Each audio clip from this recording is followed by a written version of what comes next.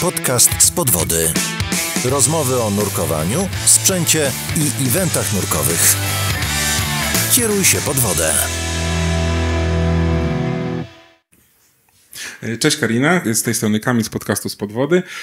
Znajdujemy się dzisiaj w pierwszym i powiedzmy jedynym, bo z tego co wiem, że jest drugie muzeum nurkowe w Polsce. Powiedz mi w ogóle, skąd pomysł na zbudowanie takiego muzeum? No, dzień dobry. Muzeum, do głowy przyszedł pomysł w momencie, kiedy zwiedzałam Muzeum Wraków Hastings z Wielkiej Brytanii. Wyobrażając sobie, że muzeum to jest coś bardzo dużego, z ogromną ilością sal, byłam zdumiona, że muzeum składało się z 2 izdebek, które w bardzo inteligentny sposób miały poprzedzielaną powierzchnię przy pomocy paneli. I na tych panelach były porozwieszane hełmy, jakieś części strojów nurkowych. W jednej z sal nie było nawet eksponatów, tylko były same plakaty nurkowe. I tak jak to obejrzałam, stwierdziłam, Boże, to ktoś może za to brać pieniądze i nazywać to Muzeum Wraków. Mówię, to w końcu jak się ma dobrą powierzchnię, to można na niej coś ładnie zaprojektować. No i właśnie po powrocie do Polski postanowiliśmy zaadaptować powierzchnię, którą wynajmował nasz warszawski klub płetwonurków. I właśnie skopiowałam, uczciwie mówię, że skopiowałam system paneli, które pozwalają z 3 stron pozawieszać różne rzeczy. Zostawiliśmy tylko wąskie przejścia, żeby się zmieściło w najgorszym wypadku nawet wózek inwalidzki, żeby można było nawet tam taką grupkę ludzi przeprowadzić. I dzięki tym dodatkowym panelom i temu systemowi zwiększyliśmy nieprawdopodobnie powierzchnię wystawową na stosunkowo małej powierzchni. No teraz żeśmy już zajęli klubowi prawie wszystkie pomieszczenia, jakie klub miał. To jak długo już to muzeum jest prowadzone? Założyliśmy je w lutym 2006 roku, czyli w lutym tego roku będzie 16 lat. A kiedy żeśmy założyli to muzeum, to praktycznie mieliśmy tylko eksponaty w jednej sali i było tych eksponatów około 180.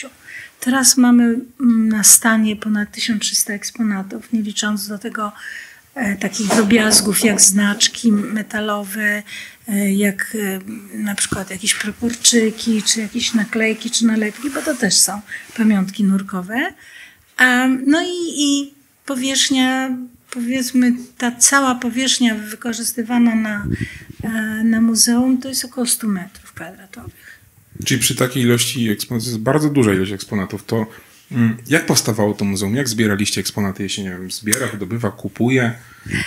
Początek był taki, że kilka eksponatów od wielu, wielu lat miał warszawski klub płetwonurków, czy klub, do którego należy. Więc jak ustawiłam te eksponaty, no to tak, była jedna pompa, a był jeden hełm, był jeden telefon. A potem zaczęliśmy się przyglądać rzeczom, które leżą w magazynie klubowym. Mój klub nigdy nie myślał o tych rzeczach w kategoriach sprzętu muzealnego, ale ja im zwróciłam uwagę, że to jest sprzęt muzealny, no bo już nikt tego nie używa i to ma swoje lata. I okazało się, że jak zaczęliśmy robić porządek w magazynie, no to znajdowaliśmy perełki. Aha, kolejne eksponaty. Tak, to potem rzuciło się hasło do naszych starszych członków klubu, a ponieważ nasz klub jest najstarszym klubem płetwonurków w Polsce, no to ci nasi pierwsi nurkowie z naszego klubu to byli wszystko panowie tak w latach 80. I oni już uważali, że należy niektóre swoje rzeczy do muzeum oddać.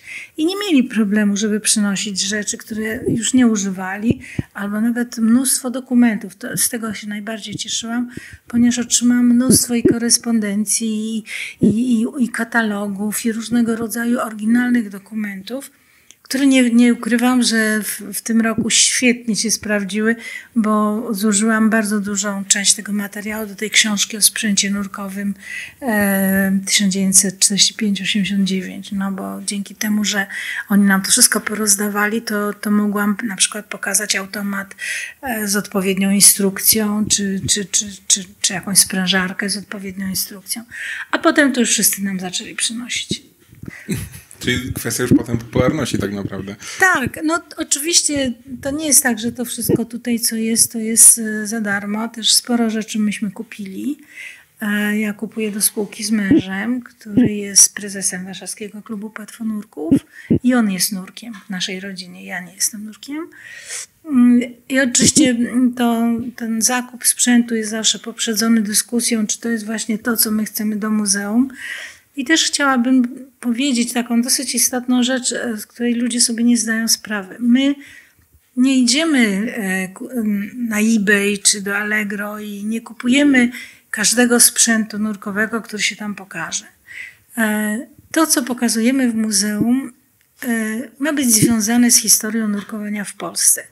Więc dla nas najważniejsze są rzeczy, które były używane, sprzęt, który był produkowany, a już jak mamy zdjęcia pokazujące, że ktoś w danym sprzęcie nurkował, to już jest najlepsze, co może być, bo możemy udowodnić, że po prostu taki sprzęt się w Polsce 50, 60 czy 100 lat temu znajdował. Czyli tutaj są eksponaty tylko z Polski tak naprawdę. Tak, to znaczy to nie są tylko z Polski eksponaty, dlatego, bo w latach 50., w 56 roku do Polski trafił pierwszy sprzęt firmy Las Pyrotechniques francuskiej, co było ewenementem, że nam się udało ten sprzęt kupić. I to już jest zabytkowy sprzęt, który przyczynił się do tego, że przez bardzo długi okres czasu w Polsce i produkcja prywatna, i samoróbki, i produkcja państwowa różnego sprzętu, kopiowanego, niestety trzeba przyznać bez licencji, opierała się na sprzęcie sprowadzonym z zagranicy. I cały sprzęt nurkowy, jaki mieliśmy w latach 60., to nie ukrywam, to były kopie sprzętu firmy Las Pyrotechniques i Drägera. Robione przez jakichś tam płetwonurków? Tak, ale robione i przez zakłady, dlatego, bo zakłady mechaniki precyzyjnej w Gdańsku, które wyprodukowały pierwsze w Polsce automaty nurkowe, no to pierwszy automat był kopią CG Cousteau, a drugi był kopią Pacyfika Drägera, więc to był taki okres twórczy w historii nurkowania. Chyba nie tylko w historii nurkowania, tak naprawdę. Także nie tylko polski sprzęt, ale sprzęt, który wpłynął na to, że sprzęt nurkowy w Polsce wyglądał tak, jak wyglądał. Tak patrząc po eksponatach, to głównie te skafandry były zrobione z gumy tak naprawdę. Patrząc na dzisiejsze technologie, zupełnie inaczej to wygląda. Tak, chociaż powiem szczerze, że patrząc na te wszystkie skafandry, które po kolei były wykorzystywane do nurkowania, no to klasyczni nurkowie mieli płótno żaglowane, gumowane, a potem jak zaczęto robić skafandry nurkowe, te suche tak zwane foki, czyli znowu kopiowanie skafandru Jacques'a Cousteau, no to wtedy zaczęto stosować takie tkaniny gumowane. Neopren też jest pewnego rodzaju gumą, syntetycznym materiałem, więc no na pewno jak się wchodzi do naszego muzeum po długiej przerwie, to czuć zapach gumy. No tak, no. A teraz jeszcze takie pytanie a propos gumy, no bo guma z biegiem czasu pewnie niszczeje się, tak? Czy te eksponaty są jakoś konserwowane przed uszkodzeniami z biegiem czasu, żeby one dalej funkcjonowały? Tak. Na przykład te wszystkie skafandry suche foka, jeżeli były dobrze przez kogoś przetrzymywane, to na ogół utrzymujemy je posypane talkiem. I te, które były dobrze posypane talkiem, to nadają się nawet do tego, żeby je na siebie założyć. Natomiast wielu ludzi nie konserwowało swoich skafandrów i my znaleźliśmy w Warszawie producenta emulsji specjalnej takiej i praktycznie każdy przedmiot, który jest w muzeum z gumy, jest tą emulsją zakonserwowany. Taką też ciekawostką odkryliśmy, że wszystko, co było robione z gumy niebarwionej, czyli czarnej, po zakonserwowaniu wygląda jak prosto ze sklepu. O, czyli jak nowe. Tak, czyli po prostu te wszystkie kolorowe gumy, które były używane na płetwy czy coś, to one jednak jakąś miały zupełnie inną jakość. Natomiast to, co było czarne, po prostu wygląda przepięknie. O, to czyli można wejść i nurkować tak naprawdę. Tak. To poza skafandrami, jakie tu jeszcze ciekawe eksponaty znajdziemy? Gdybym ja tak miała powiedzieć, co ja najbardziej lubię, tak. Oczywiście ja bardzo lubię okres nurkowania w skafandrach klasycznych, Bo to jest taka historia, która u nas trwała bardzo krótko i i została niedoceniona przez wielu ludzi, mimo że mieliśmy fantastycznych nurków i ten okres tuż po wojnie, to właściwie, żeby nie ci nurkowie, to by nie było mostów, nie byłoby portów, w ogóle nie odżyłaby polska gospodarka, bo to oni oczyścili wszystkie wody z tego, co przeszkadzało w normalnej komunikacji. I te wszystkie elementy sprzętu nurkowego wzbudzają ogromny zachwyt.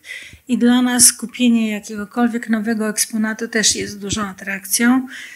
Naszym najnowszym eksponatem jest lampa. Lampa nurkowa, którą żeśmy kupili dla nurka klasycznego. Ale na przykład mamy najstarszy nasz eksponat. To jest hełm, który z dużym prawdopodobieństwem był kupiony w 1920 roku przez admirała Unruga dla potrzeb Szkoły Nurków Marynarki Wojennej. Nie dlatego, że on był taki bogaty, tylko dlatego, że kupił to w mieście wolnym Gdańsk, który nie chciał państwu polskiemu nic sprzedawać. Więc on to kupił jako osoba prywatna i potem to przekazał do Szkoły Nurków. Podejrzewam, bo znaleźliśmy, to wtedy były kupione 2 hełmy i naszym zdaniem drugi hełm jest u naszego kolegi w Bydgoszczy. Także wygląda na to, że oba te hełmy są na terenie Polski.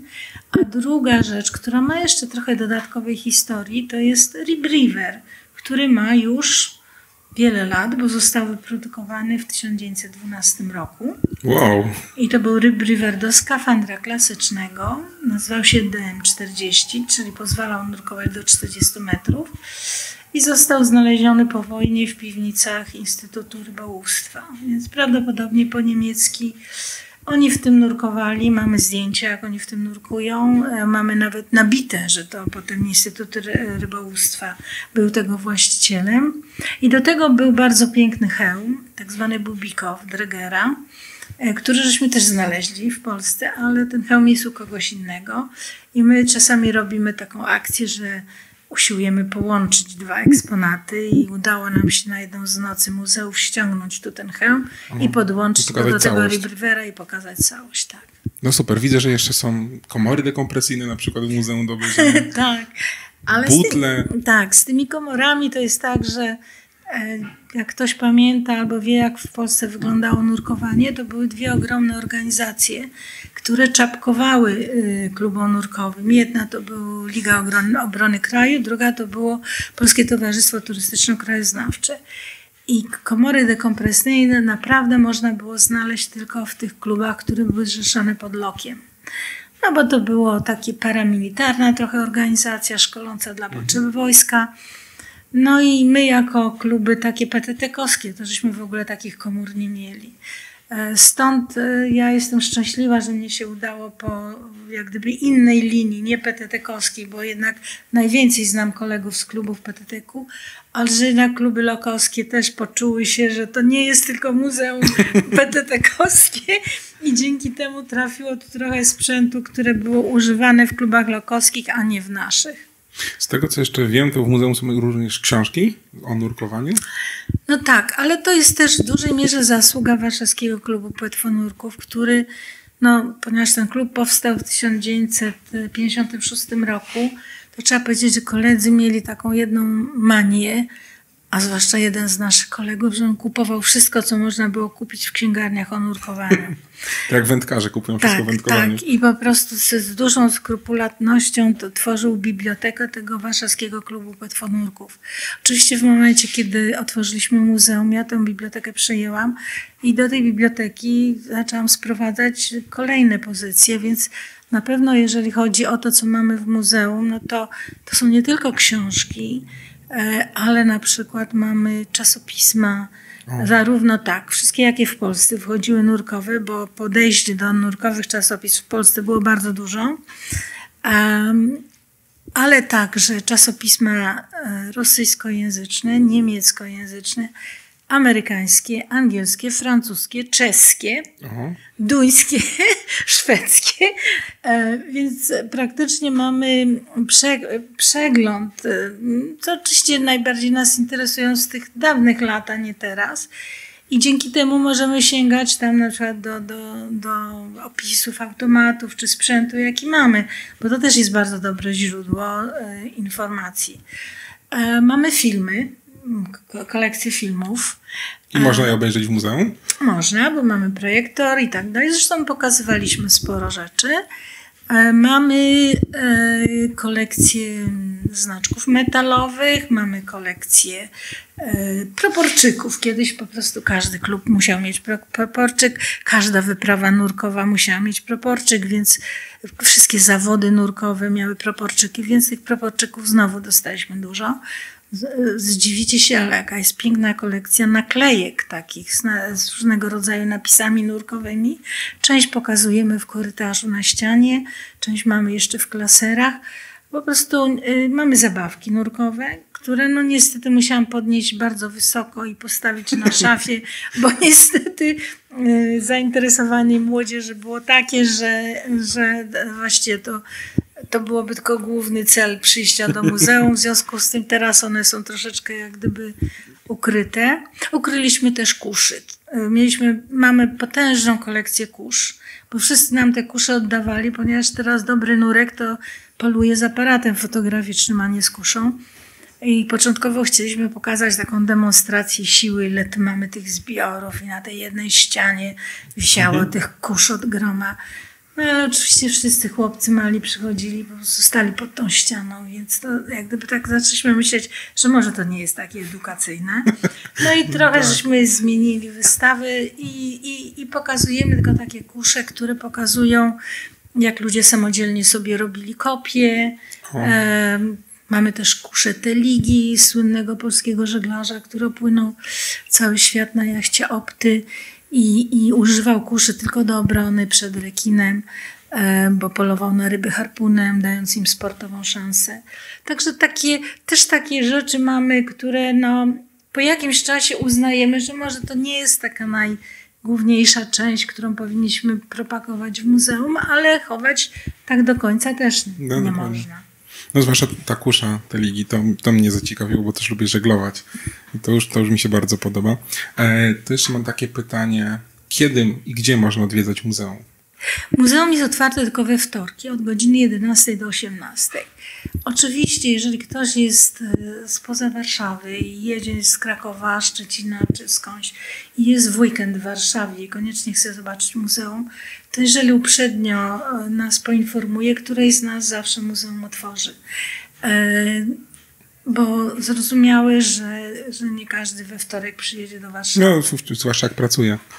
Muzeum jest obsługiwane tylko i wyłącznie przez wolontariat, dlatego nie jest otwarte codziennie, ale jesteśmy elastyczni. To jest, uważam, że bardzo rzadko zdarzało się, że nie mogliśmy sprostać czyjemuś życzeniu, żeby to muzeum otworzyć, kiedy prosił. To teraz pytanie, jak można wspierać muzeum? Jak można pomóc? Czy ja wiem? Ja powiem tak, że największym wsparciem w tej chwili dla muzeum to jest to, że jedną z działalności, która nam pozwala jakoś generować niewielki zysk, który pozwala nam się utrzymać, to jest sprzedaż książek, które my wydajemy w muzeum.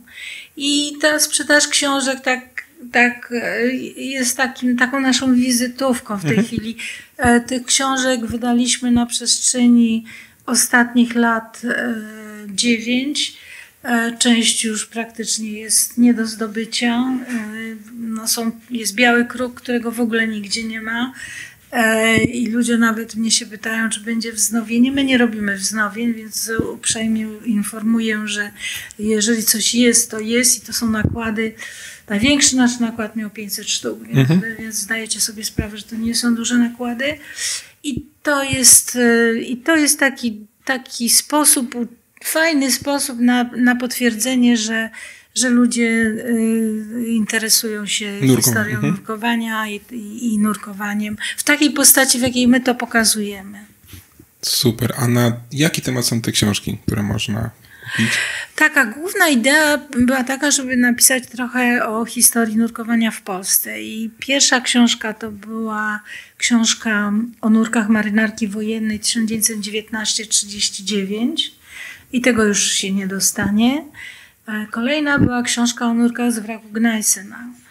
też niewielu ludzi sobie zdaje sprawę, że to była największa, prawdopodobnie również na świecie, akcja nurkowa, jaka była prowadzona.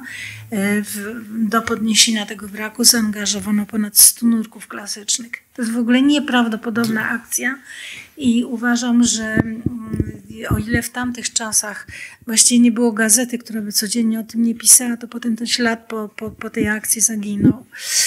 To było nurka Gneisenau.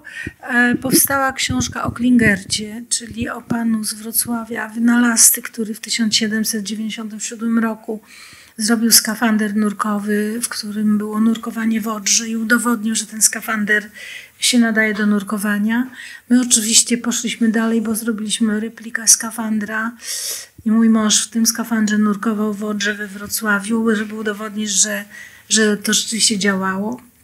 Więc jest książka, właśnie ona też się już kończy. Wydaliśmy bardzo piękną książkę, maleńką książkę o meduzie, czyli o batysferze Antka Dębskiego w związku z 50. rocznicą nurkowań w tej meduzie. I wydaliśmy taką przepiękną, malutką książeczkę o bronku konkolu, klasycznym nurku z Biura Odbudowy Portu. To była cała historia związana ze znalezieniem rękopisu książki i rodzina, która pozwoliła nam tę książkę wydać. Także to też była taka przygoda z historią nurkowania. I w tym roku wyszła książka, która się nazywa Sprzęt nurkowy w Polsce 45-89, która w dużej mierze pokazuje to, co jest w muzeum. Bo pisząc o sprzęcie, pokazujemy zdjęcia sprzętu z muzeum, z instrukcji, właśnie opowiadamy, kto to wyprodukował, kto to zepsuł, kto zrobił z tego coś innego i tak dalej. No i w planie w tej chwili, chyba w tym roku planuję wypuścić książkę Bałtyccy nurkowie bursztynowi XIX wieku, bo to jest bardzo piękny temat, taki trochę związany z ogromną ilością rycin z XIX wieku. No i waham się, bo koledzy już mnie dogonili w zeszłym roku, że trzeba zrobić uzupełnienie do książki Sprzęt nurkowy w Polsce.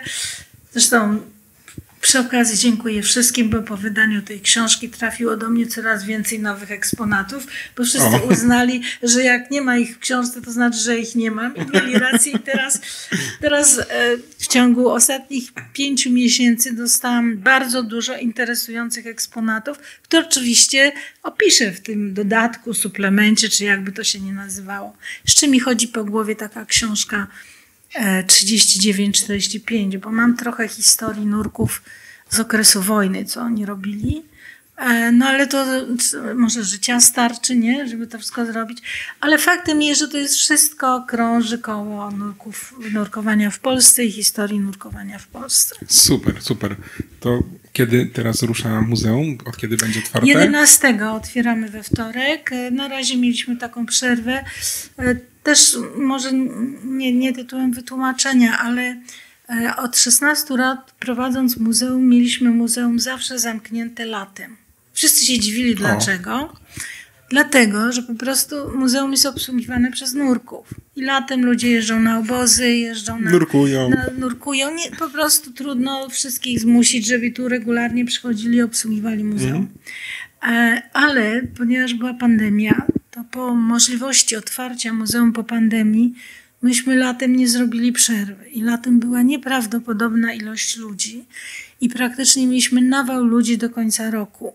I stwierdziliśmy, że nie dlatego, że jest pandemia, tylko przede wszystkim dlatego, że byliśmy już zmęczeni, że chcieliśmy zrobić miesięczną przerwę. I tak od połowy grudnia do 11 stycznia trochę przerwy, żeby trochę się przygotować, trochę zobaczyć, co tu poprawić.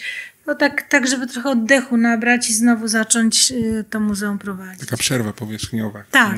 Tak. Czyli od 11 stycznia we wtorki od godziny... Od 11 do 18. Można przychodzić i oglądać muzeum. Tak I jak jest. dobrze pokażę, zwiedzanie muzeum jest bezpłatne. Bezpłatne i my, jeżeli ktoś chce, my oprowadzamy. Jak ktoś nie chce, to może sobie chodzić sam.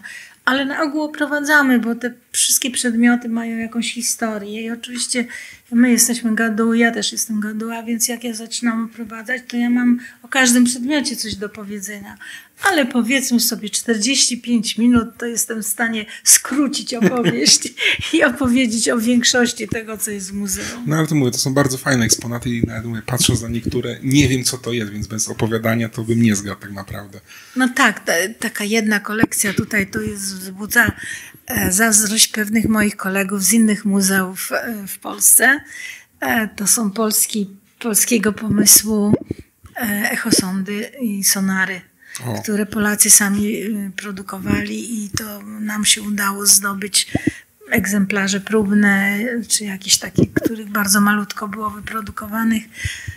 Nawet mam takie urządzenie, które się nazywało nektarnik. To był taki do komunikacji między okrętem podwodnym a nurkiem, a tego to już w ogóle było bardzo malutko, więc gdyby są tu pewne takie tak unikatowe rzeczy, pewnie w którymś momencie trafią do odpowiedniego muzeum. Na razie są w naszym. Czyli, żeby nie przedłużać, słuchajcie i zapraszamy do muzeum. Przyjdźcie, zobaczcie, bo naprawdę warto. Tak. Po 11 stycznia pamiętajcie, że we wtorki. Dziękuję. Nie chcesz, by ominęła cię żadna podwodna przygoda? Zapisz się na newsletter. Co 2 tygodnie dostarczymy ci powiadomienie o kolejnym odcinku. Od wywiadów z ekspertami, a skończywszy na szalonych relacjach z malowniczych miejsc do nurkowania. Śledź również nasze nowe odcinki na stronie internetowej spodwody.pl, gdzie znajdziesz dodatkowe materiały do każdego odcinka. Na kanale YouTube obejrzysz dodatkowe wideo, filmy. Subskrybuj nasz podcast w swojej ulubionej aplikacji, aby nie przegapić kolejnego odcinka. Do usłyszenia.